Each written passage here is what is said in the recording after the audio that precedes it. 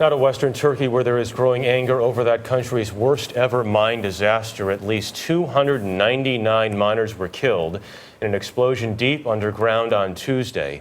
15 bodies were recovered overnight, but a new fire and increased gas levels are delaying the search for a few remaining miners listed as still missing. The mining company and the Turkish government have denied negligence, but that's only ignited tempers and triggered protests in the mining town of Soma. Holly Williams is there. Soma is a town stricken with grief for the men lost in this week's mine accident. And many here are furious with Turkey's government, which they say is too close to the country's mining companies and too lax on safety standards. But the Turkish police were determined to shut this protest down.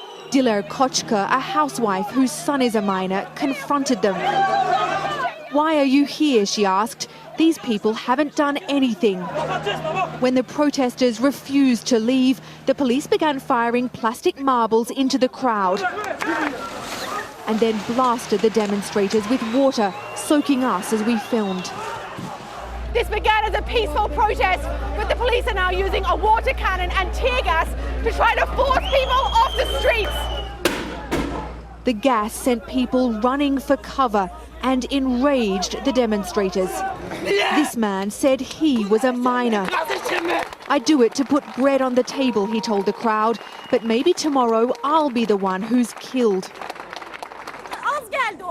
And Naren Aslan told us she also works for one of the town's mining companies. "We won't let them take our lives," she said. "We want the people responsible for this disaster to be held to account." This was supposed to be a day of national mourning in Turkey.